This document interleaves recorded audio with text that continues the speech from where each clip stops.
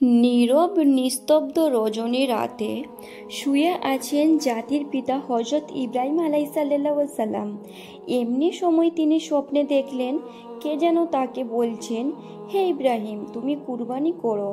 ইব্রাহিম আলাইসাল্লাম এই স্বপ্ন দেখে জেগে উঠলেন। পরের দিন সকালে তিনি 100 উট আল্লাহর রাস্তায় কুরবানি করে দিলেন। পরের দিন আবারও তিনি শুয়ে রয়েছেন। আবার ভেসে আসলো সেই দৈববাণী, কে যেন তাকে বলছে, হে ইব্রাহিম, তুমি আল্লাহর রাস্তায় কুরবানি করো।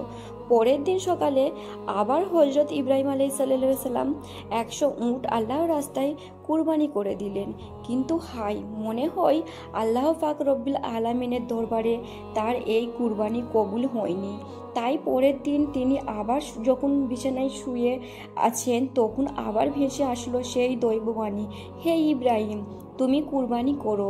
কে যেন বারবার উনাকে বলছেন, হে ইব্রাহিম, তুমি আল্লাহর রাস্তায় তোমার সবচেয়ে প্রিয় বস্তুটিকে কুরবানি করো। পরের দিন সকালে হজরত ইব্রাহিম আলাইসাল্লাম ভাবতে লাগলেন, আমি পরের 2 দিন 200 উট আল্লাহর রাস্তায় কুরবানি করলাম, কিন্তু আল্লাহ কি আমার এই কুরবানি কবুল করলেন না? তাহলে কি চাচ্ছেন? আল্লাহ পাক রব্বিল আলামিন আমার থেকে অনেক ভাবার পর ইব্রাহিম আলাইসাল্লাম দেখলেন আল্লাহ পাক রব্বিল আলামিন তাকে স্বপ্নে বলেছেন, হে ইব্রাহিম, তুমি তোমার জীবনের সবচেয়ে প্রিয় বস্তুটিকে আমার রাস্তায় কুরবানি করো। এই পৃথিবীতে আমার সবচেয়ে প্রিয় বস্তু হলো আমার সন্তান হজরত ইসমাইল আলাইসাল্লাম। বয়স যখন 86 বছর ছিল, তখন হজরত ইসমাইল আলাইসাল্লাম তার গৃহে পয়দা হয়েছিলেন। আর এই সন্তানটি ছিলেন ইব্রাহিম আলাইসাল্লামের সবচেয়ে প্রাণের মহাব্বতের সন্তান। কেননা এত প্রত্যক্ষ বয়সে তিনি একটি সন্তান লাভ করেছিলেন। এই সন্তানটি ছিল তার বংশধর জারি রাখার একমাত্র মাধ্যম। কিন্তু আল্লাহ পাক রব্বিল আলামিন যখন তাকে প্রিয় সন্তানটি কুরবানি করার জন্য বারবার তাকে আদেশ দিলেন, ইব্রাহিম আলাইসাল্লাম মনে ধীরে সংকল্প করে বললেন, এটাই যদি আল্লাহর অভিপ্রায় হয় তাহলে এই ইসমাইলকে তার রাস্তায় কুরবানি করতে বাধ্য করবেন, চিপ্পা হবে না। আল্লাহ পাক রব্বিল আলামিনের মহাব্বত ও ভালোবাসায় পাওয়ার পথে দুনিয়ার কোনো কিছু আমার জন্য বাধা হয়ে দাঁড়াতে পারবে না। এরপরে আল্লাহর নবী হজরত ইব্রাহিম আলাইসাল্লাম তার একমাত্র পুত্র ইসমাইলকে আল্লাহর রাস্তায় কুরবানি করার জন্য দ্রুত সংকলন করলেন। যে ভাবা সেই কাজ। ইব্রাহিম আলাইসাল্লাম তার সন্তান বালককে ইসমাইল আলাইসাল্লামকে ডেকে বললেন, হে বংশ, তুমি গোসল করে সুন্দর সজ্জিত কাপড়ে পরে তৈরি হয়ে নাও, আমি তোমাকে নিয়ে একটি দাওয়াতে যাব। শিশু ইসমাইল আলাইসাল্লাম ছোটবেলায় থেকে নিয়ে আত্মীয় স্বজন ও পিতামাতার মহাব্বত ছাড়াই লালিত পালিত হয়েছিলেন।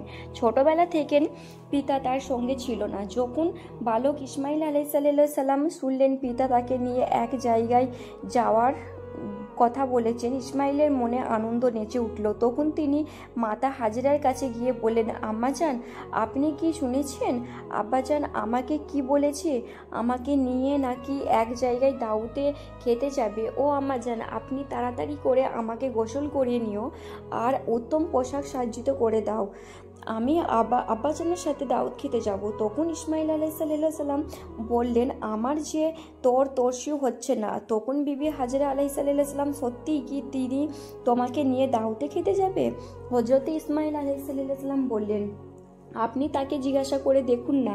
এরপরে বিবি হাজেরা আলাইসাল্লাম ইব্রাহিম আলাইসাল্লামকে জিজ্ঞাসা করলেন, ও আমার প্রাণের স্বামী, আপনি কি শুনলাম আপনি নাকি ইসমাইলকে নিয়ে এই দাউদের কাজে যাবেন এবং দাউদে খেতে যাবেন? ইব্রাহিম আলাইসাল্লাম বললেন, ও হাজেরা, তুমি ঠিকই শুনেছ। ইসমাইলকে গোসল করিয়ে সুন্দর পোশাক আশাক পরিয়ে সজ্জিত করে দাও, আমি তাকে নিয়ে এক দাউতে যাব। প্রিয় দর্শক, অনেকের মনে হতে পারে হজরত ইব্রাহিম আলাইসাল্লাম আল্লাহর নবী হয়ে বিবি হাজেরাকে ইসমাইল আলাইসাল্লামের সাথে একটা মিথ্যা কথা বলেছেন, কিন্তু মূলত জাতির পিতা ইব্রাহিম আলাইসাল্লামের সাথে মিথ্যা কথা বলেনি। গভীরভাবে যদি চিন্তা করা হয় তাহলে ইব্রাহিম আলাইসাল্লামের এই কথাটি সঠিক, বাস্তবসম্মত ছিল। কেননা তিনি তো ইসমাইল আলাইসাল্লামকে নিয়ে আল্লাহ পাক রব্বুল আলমিনের একটি দাওয়াতেই যাচ্ছিলেন।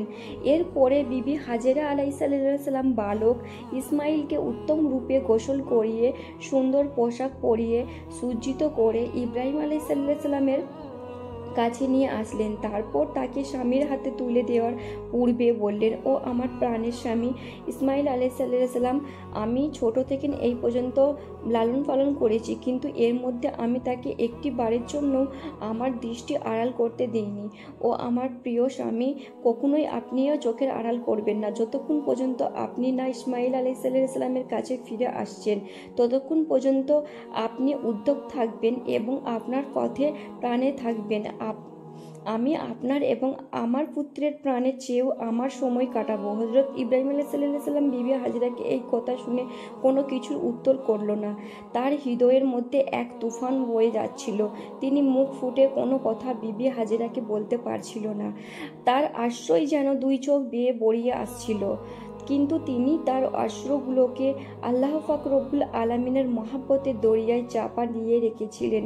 এরপরে হজরতে ইব্রাহিম আলাইসাল্লাম বালক ইসমাইলকে নিয়ে চলতে লাগলেন মিনার পাহাড়ের দিকে। ও অভিশপ্ত ইবলিশ যখন দেখলেন জাতির পিতা হজরতে ইব্রাহিম আলাইসাল্লাম আল্লাহ পাক রব্বুল আলমিনের আদেশ পালন করতে একমাত্র পুত্র সন্তানকে জবাই করার জন্য তিনি ধীরে ধীরে সংকলন করতে যাচ্ছেন, তখন সহ্য হলো না। সে বলতে লাগলো, হায়রে, আমি ইবলিশ মানব জাতির জন্য আমি বেহেশত থেকে বহিষ্কৃত হয়েছি এবং আমি চির মরদুদ ও জাহান্নামী হয়েছি, আর সেই মানব জাতির একজন সন্তান ইব্রাহিম আলাইসাল্লামকে আল্লাহর পাক রব্বুল আলমিনের আদেশ পালন করে তার প্রিয়জন হবে, এটা আমি কিভাবে সহ্য করব? কোনোভাবেই এটা দেওয়া যাবে না। যে করেই হোক ইব্রাহিম আলাইসাল্লামকে এই কাজ থেকে ফিরিয়ে রাখতে হবে। তাই ইবলিস তার চক্রান্ত ষড়যন্ত্র বায়ুবাস্তনের জন্য সর্বপ্রথম বিবি হাজেরা আলাইসাল্লামের কাছে একজন ভালো মানুষের বেশ ধরে উপস্থিত হলো। বিবি হাজেরা আলাইসাল্লামের কাছে গিয়ে ইবলিস বলল, ও হাজেরা, তুমি কি জানো তোমার স্বামী ইব্রাহিম আলাইসাল্লাম তোমার সন্তানকে কোথায় নিয়ে যাচ্ছে? তখন বিবি হাজেরা আলাইসাল্লাম বললেন, কেন? তিনি তো তাকে একটি দাওয়াতে নিয়ে যাচ্ছেন। তখন ইবলিশ বলল, আমি এতদিন ঠিকই শুনেছি নারী জাতি অত্যন্ত সহজ ও সরল, তাদেরকে যে কোনো মিথ্যা কথা বলে ও প্রতারকমূলক কথা বলে ধোঁকা দেওয়া যায়। তোমাদের স্বামী তোমাকে ধোঁকা দিয়েছে। বিবি হাজেরা আলাইসাল্লাম শয়তানের মুখের এই কথা শুনে বলল, তুমি কেমন কথা বলছো? আমার স্বামী আল্লাহর পাক নবী সাল্লাল্লাহু আলাইহি সাল্লামকে কিভাবে ধোঁকা দিতে পারে? আমি তোমার কথা বিশ্বাস করি না। আর সত্যি করে বলো তো, তুমি কে এবং কি উদ্দেশ্য আমার স্বামীর বিরুদ্ধে তুমি আমাকে প্রচারণ করছো? তুমি এখনো আমার কাছে থেকে দূরে হয়ে যাও। ইবলিশ বলল, ও হাজেরা, এখন তো তুমি অত্যন্ত তেজের সাথে কথা বলছো, কিন্তু কালকে যখন দেখতে পাবে সত্যি ইব্রাহিম তার সন্তান ইসমাইলকে জবাই করে দিয়েছে, তখন দেখা যাবে যে তোমার এত তেজ কোথায় থাকে। বিবি হাজেরা এবং বিরক্ত হয়ে বললেন, আচ্ছা, তুমি কি বলতে যাচ্ছ? একটু খুলে বলো তো। শয়তান তখন বলল, আমি সেই কথা বলার জন্য তোমার কাছে এসেছি। তখন বিবি হাজেরা বললেন, তুমি কি আমাকে বুঝিয়ে বলতে পারো না এর কোনো যুক্তি হয়? একজন পিতা কেন তার একমাত্র নিরাপদ সন্তানকে জবাই করবে? শয়তান বলল, হাজেরা, ইব্রাহিম আলাইসাল্লাম খামাখা ইসমাইলকে জবাই করবে না। আল্লাহ পাক রব্বুল আলামিন তাকে নির্দেশ দিয়েছেন তিনি যেন ইসমাইলকে তার রাস্তায় জবাই করে। সে কারণে ইব্রাহিম আলাইসাল্লাম তোমার পুত্র ইসমাইলকে তার পাহাড়ের দিকে নিয়ে যাচ্ছে। এখন সময় আছে, তুমি তাড়াতাড়ি করে ইসমাইলকে তার হাত থেকে রক্ষা করো, নাইলে দেখবেন ইব্রাহিম আলাইসাল্লাম পুত্র ইসমাইলকে আল্লাহর আদেশে পালন করতে গিয়ে জবাই করে ফেলেছে। তখন বিবি হাজেরা এবং শয়তানের কথা শুনে বলবেন, আল্লাহ পাক রব্বুল আলামিন দুনিয়ার এতগুলো মানুষের মধ্যে থেকেন যদি আমার পুত্র ইসমাইলকে তার রাস্তায় জবাই করে জন্য কবুল করে থাকেন, তাহলে এর চাইতে বড় সৌভাগ্যের বিষয় তো আমার জন্য আর কিছুই হতে পারে না। শুধু একজন ইসমাইল নয়, আল্লাহ পাক রব্বুল আলামিন আলামিন যদি আমাকেও হাজার হাজার সন্তান দিতেন, আর সেই হাজার হাজার সন্তানকেও যদি আল্লাহ পাক রব্বুল আলামিনের রাস্তায় কুরবানি করার জন্য আল্লাহ পাক যদি আমাকেও আদেশ দিতেন, খুশি মনে করে তাদের সকলকেই আল্লাহ পাক রব্বুল আলামিনের রাস্তায় জবাই করে উৎসর্গ করে দিতাম। আমি বুঝতে পেরেছি তুমি মুরদুদ, তুমি ইবলিশ, আর তুমি আমাকে ধোঁকা দিতে এসেছো, প্রচারণ করতে এসেছো। আমি তোমার কাছ থেকে আল্লাহর আশ্রয় প্রার্থনা করছি। তিনি বলেন, আউযুবিল্লাহি মিনাশ শাইতানির রাজিম, বিসমিল্লাহির রহমানির রহিম, লা হাওলা ওয়ালা কুওয়াতা ইল্লা বিল্লাহি, আল্লাহুম্মা গফিরলি। ইয়াহ ইবলিশ, তুমি এখন আমার চোখের সামনে থেকে দূর হয়ে যাও। বিবি হাজেরা আলাইহিস সালামের তেজ তীপ বক্তব্য শুনে ইবলিশ আর তার কাছে টিকতে পারল না। তারপর সেখান থেকে পাগলা হয়ে কুকুরের মতো লেজ গুটিয়ে পালিয়ে গেল। ইবলিশ যখন দেখল বিবি হাজেরাকে ধোঁকা দিয়ে কোনো রকমই কাজ করা যাচ্ছে না, তখন সে চিন্তা করতে লাগলো, যাই বালক ইসমাইলকে গিয়ে একবার ধরি। হযরত ইসমাইল আলাইহিস সালাম ইব্রাহিম আলাইহিস সালামের পেছন পেছন চলছিল এবং তিনি কিছুটা তার পেছনেই ছিলেন। ইবলিশ যখন ইসমাইলকে ডেকে বললেন তার হাতের ইশারায়, ইব্রাহিম আলাইহিস সালাম থেকে আরও দূরত্ব নিয়ে গেল। এরপর ইসমাইল আলাইহিস সালাম বলল, ওহে ইসমাইল, তুমি কি জানো তোমার পিতা তোমাকে কোথায় নিয়ে যাচ্ছে? ইসমাইল আলাইহিস সালাম বললেন, কেন, দাউদ খেতে নিয়ে যাচ্ছে। তখন ইবলিশ বলল, ওহে বালক, তুমি তো অত্যন্ত কচি ও ছোট, তোমার মনে সাদাসিধে ও ভোলাভালা, তাই তোমার পিতা তোমাকে দাউদ খাওয়ানোর কথা বলে ধোঁকা দিয়েছে। তখন ইসমাইল আলাইহিস সালাম বললেন, তুমি এ কেমন কথা বলছো? কেন আমার পিতা আমাকে ধোঁকা দেবে? আমি তার একমাত্র সন্তান, আর এতদিন পরে তিনি আমার সাথে দেখা করতে এসেছেন, ধোঁকা দেওয়ার উদ্দেশ্যে কি হতে পারে? তখন ইবলিশ বলল, ওই ইসমাইল, তুমি জেনে রাখো, তোমার পিতা তোমাকে দাউদ খাওয়ানোর কথা বলে ধোঁকা দিয়ে জবাই করার জন্য নিয়ে যাচ্ছে মিনার পাহাড়ে গিয়ে তুমি তোমাকে জবাই করে দেবেন। তখন ইসমাইল আলাইহিস সালাম বললেন, এটার কি কোনো যুক্তি আছে? কোনো পিতা তার একমাত্র সন্তানকে কিভাবে জবাই করে বিনা কারণে? ইবলিশ তখন বললেন, ওহে ইসমাইল, তোমার পিতা বিনা কারণে তোমাকে জবাই করবে না। আল্লাহ পাক রব্বুল আলামিন তাকে নির্দেশ দিয়েছেন তিনি যেন তোমাকে তার রাস্তায় কুরবানি করেন, এবং আল্লাহর নির্দেশ পালন করার জন্যই তোমার পিতা তোমাকে মিনার পাহাড়ে জবাই করার জন্য নিয়ে যাচ্ছেন। তখন ইসমাইল আলাইহিস সালাম বললেন, আল্লাহ পাক রব্বুল আলামিন এই দুনিয়াতে এত এত মানুষের মধ্যে হতে যদি আমাকেই তার রাস্তায় জবাই করার জন্য কবুল করে থাকেন, তাহলে এর চাইতে বড় সৌভাগ্য বিষয় আর কি বা হতে পারে। আমি বুঝতে পেরেছি তুমি হলে ইবলিশ। ওহে ইবলিশ, তুমি জেনে রাখো, আল্লাহ পাক রব্বুল আলামিন যদি তোমাকে লক্ষ কোটি জীবন দিতেন, আর সেই লক্ষ কোটি জীবনে আল্লাহ পাক রব্বুল আলামিন যদি তার রাস্তায় কুরবানি করার জন্য কবুল করতেন, তাহলে আমি প্রতিবারেই আল্লাহ পাক রব্বুল আলামিনের রাস্তায় কুরবানি হওয়ার জন্য প্রস্তুত থাকতাম। ইবলিশ, তুমি আমার কাছ থেকে এখন দূর হয়ে যাও, আমি তোমার থেকে আল্লাহর কাছে আশ্রয় প্রার্থনা করছি। তখন ইসমাইল আলাইহিস সালাম বললেন, আউযুবিল্লাহ মিনাশ শাইতানির রাজিম, বিসমিল্লাহির রহমানির রহিম। এরপরে হযরত ইসমাইল আলাইহিস সালাম ইবলিশকে লক্ষ্য করার পাথর মারতে লাগলেন। ইসমাইল আলাইহিস সালাম সেই স্মৃতিচরণ করে আজ পর্যন্ত হাজে গিয়ে সেই শয়তানের গায়ে পাথর নিক্ষেপ করে। এরপরে হযরত ইব্রাহিম আলাইহিস সালাম পুত্র ইসমাইলকে নিয়ে মিনা পাথরে উপস্থিত হলেন। তাফসিরের রুহুল মানতে রয়েছেন, ইসমাইল আলাইহিস সালাম জবাই করার পূর্বে জাতির পিতা হযরত ইব্রাহিম আলাইহিস সালাম তার সাথে একটি পরামর্শ করে নিতে চাইলেন। কোরআনের ভাষায় ইব্রাহিম আলাইহিস সালামের পরামর্শের বাক্যগুলো ছিল এইরূপ। তিনি বললেন, ইন্নি ইন্নাকা আফলামান মানা ইন্নি জাভরুমান মানজাতারা। তিনি বললেন, হে আমার বৎস, আমি স্বপ্নে দেখেছি যে আমি তোমাকে জবাই করেছি, এখন তোমার অভিমত কি?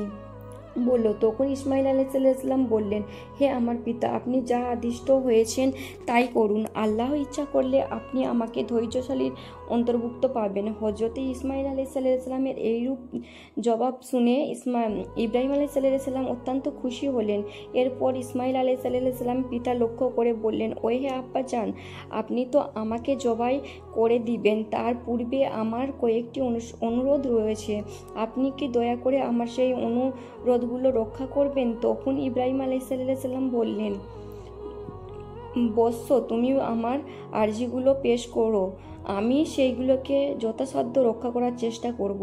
তখন হজরতে ইসমাইল আলাইহিসসালাম বললেন, ও হে আব্বাজান, আমাকে জবাই করার পূর্বে আমার হাত পা উত্তম রূপে বেঁধে নেবেন। দেখা যায় জবানে করার সময় জীবজন্তুগুলো তাদের হাত পা ছোঁড়াছুড়ি করে।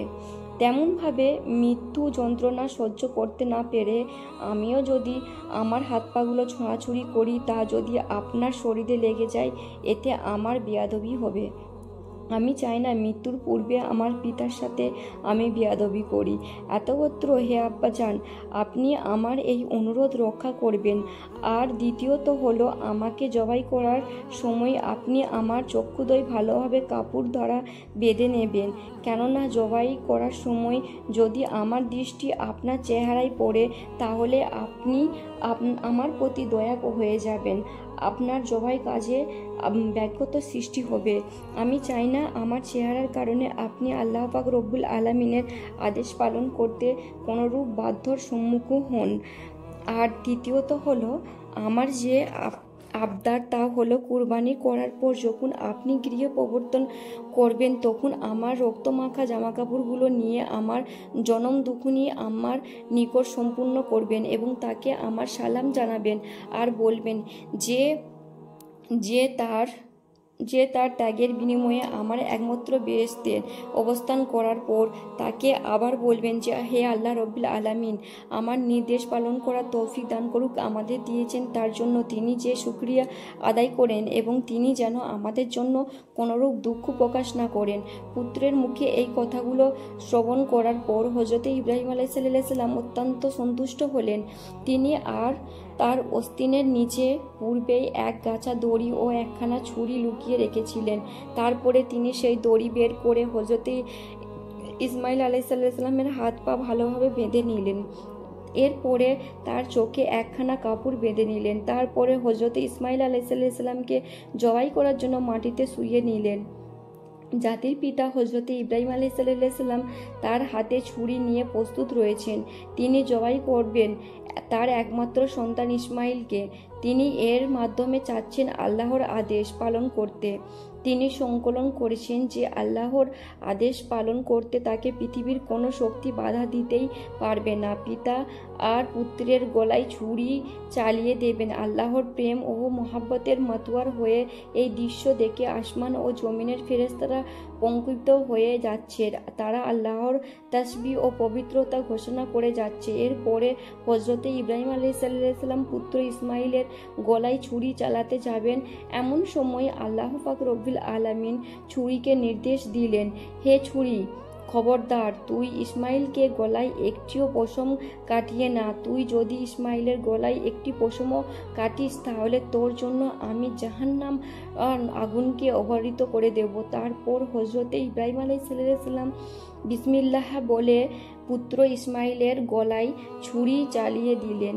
কিন্তু ছুরি তো পূর্বে আল্লাহর নির্দেশ পেয়েছে। সে আল্লাহর ভয়ে ভীত হয়ে ইসমাইল আলাইহিসসালামের গলায় একটিও পশম কাটল না।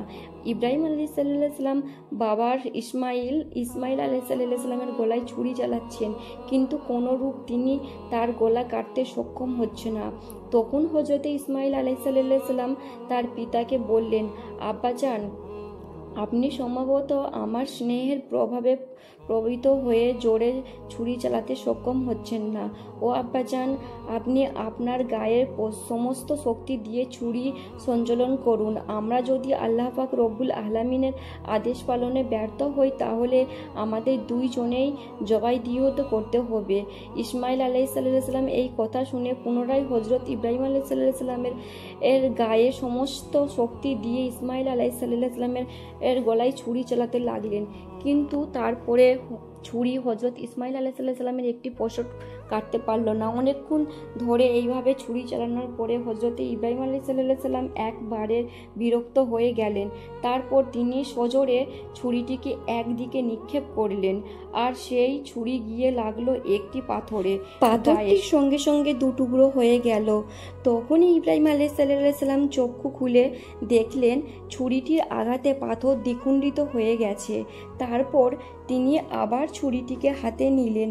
তারপর আল্লাহর নামে পুনরায় তিনি হজরত ইসমাইল আলাইহিস সালামের গলায় ছুরি চালাতে যাবেন।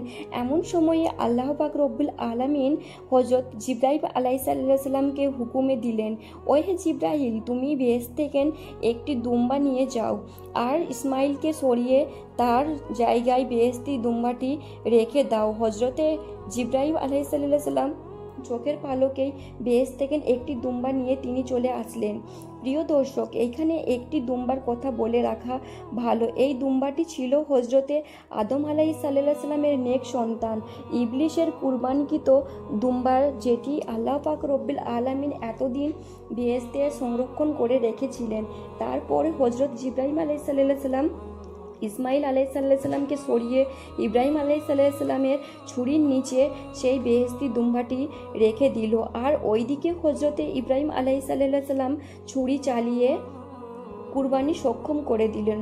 কুরবানি হয়ে গেল সাথে সাথে বেহেশতি দুম্বাটি। কিন্তু হজরতে ইব্রাহিম আলাইহিস সালাম মনে করলেন তার পুত্র ইসমাইলকে তিনি কুরবানি করে দিয়েছেন। কুরবানি সম্পূর্ণ হওয়ার সাথে সাথেই হজরতে ইব্রাহিম আলাইহিস সালাম বললেন, আলহামদুলিল্লাহ আলহামদুলিল্লাহ। তারপর তিনি আর চক্ষু খুলে দেখলেন ইসমাইল তো তার পাশে দাঁড়িয়ে রয়েছেন, কুরবানি হয়ে গেছে একটি বেহেশতি দুম্বা। এই দৃশ্য দেখে হজরতে ইব্রাহিম আলাইহিস সালাম আল্লাহর ফেরেশতা জিব্রাইল আলাইহিস সালামকে জিজ্ঞাসা করলেন, হে ভাই জিব্রাইল, আল্লাহ পাক রব্বুল আলামিন কি তবে আমার কুরবানি কবুল করেননি? কেন আমি আমার পুত্র ইসমাইলকে কুরবানি করতে সক্ষম হলাম না? হজরতে জিব্রাইল আলাইহিস সালাম বললেন, হে ইব্রাহিম, আল্লাহ তাআলা আপনার প্রতি সন্তুষ্ট হয়েছেন। আপনি তার নির্দেশ পালন করতে গিয়ে স্বয়ং পুত্রকে কুরবানি করতে উদ্যত হয়েছিলেন, এবং আপনার পুত্র যেইভাবে আল্লাহর নির্দেশ মান্য করে স্বয়ং প্রাণ তার রুহি উৎসর্গ করতে প্রস্তুত হয়েছিলেন, তাতে আল্লাহ পাক রব্বুল আলামিন আপনার কুরবানি কবুল করে নিয়েছেন। পিতা পুত্রের উভয়ের আপনাদের সন্তুষ্ট হয়েছেন। তিনি আপনাদের উভয়কে পরীক্ষা করেছিলেন এবং আপনার সেই পরীক্ষাটি উত্তীর্ণ হয়েছেন। তাই আল্লাহ পাক রব্বুল আলামিন আপনার ওপর সন্তুষ্ট হয়ে বেহেশতে থেকে একটি দুম্বা প্রাণ করেছেন, আর সেই দুম্বাটিকে আপনি কুরবানি করেছেন। হজরতে জিব্রাইল আলাইহিস সালামের মুখ থেকে এই কথা শোনার পর হজরতে ইব্রাহিম আলাইহিস সালাম পুনরায় আল্লাহ পাক রব্বুল আলামিনের শুকরিয়া আদায় করলেন। আল্লাহ পাক রব্বুল আলামিন হজরতে ইসমাইল আলাইহিস সালামকে কুরবানি দেওয়ার সর্বশেষ পরিস্থিতির ওপরে আল কুরআনের উল্লেখ করেছেন, লাম আসলাহা ওয়াজবিন ইব্রাহিম মহাসিন ইন্নাহিল মিনাল মহাসিনিন। আল্লাহ পাক রব্বুল আলামিন বলেন, তারপর তারা যখন উভয় আল্লাহ পাক রব্বুল আলামিনের অত্যন্ত প্রকাশ করলো এবং ইব্রাহিম আলাইহিস সালাম তার পুত্রকে জবাই করার কাঁধ করে শহীদ করলো, আর তখন আমি তাকে আহ্বান করে বললাম, হে ইব্রাহিম, তুমি তোমার স্বপ্নের আদেশ সত্যি পালন করলেন, আর এইভাবে আমি সৎকর্মণ পরায়ণদের পুরস্কৃত করে থাকি। নিশ্চয়ই এটা ছিল একটি স্পষ্ট পরীক্ষা, আর আমি তার পরিবর্তে এক পুষ্ট জন্তু জবাই করেছিলাম, এবং আমি তার পরিবর্তে নির্দেশ করে রেখেছি ইব্রাহিম আলাইহিস সালামের উপরে শান্তি বর্ষিত হোক। এইভাবে আমি সৎকর্মণ পরায়ণদের পুরস্কৃত করে থাকি। প্রিয় দর্শক, এই ছিল হজরত ইব্রাহিম আলাইহিস সালামের কৃতিত্ব, আর তার পুত্র ইসমাইল আলাইহিস সালামকে ইব্রাহিম আলাইহিস সালাম দেওয়ার কারণে আল্লাহ পাক রব্বুল আলামিন জাতির পিতা হজরত ইব্রাহিম আলাইহিস সালামের এই ত্যাগ দীক্ষা ও আল্লাহর প্রেম থেকে আমাদের শিক্ষা লাভ করার তৌফিক দান করুক, আমিন। সবাই বলি, কমেন্ট বক্সে সবাই আমিন লিখে যাবেন। ভিডিওটি ভালো লাগলে সুন্দর গঠনমূলক কমেন্ট করবেন।